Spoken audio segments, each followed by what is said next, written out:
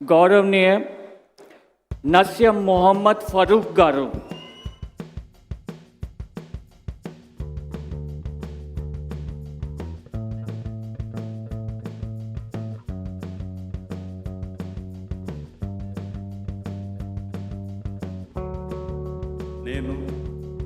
నేను నస్యం మొహమ్మద్ ఫరూక్ అని నేను శాసనం ద్వారా నిర్మితమైన భారత రాజ్యాంగం పట్ల నిజమైన విశ్వాసం విధేయత చూపుతానని, భారతదేశ సార్వభౌమాధికారాన్ని సమగ్రతను కాపాడుతానని, ఆంధ్ర రాష్ట్ర మంత్రిగా నా కర్తవ్య శ్రద్ధతో అంతర్గత శుద్ధితో నిర్వర్తిస్తానని, భయం కానీ పక్షపాతం కానీ రాగద్వేషాలు కానీ లేకుండా రాజ్యాంగాన్ని శాసనాలను అనుసరిస్తానని, ప్రజలందరికీ న్యాయం చేస్తానని అల్లా సాక్షిగా ప్రమాణం చేస్తున్నాను.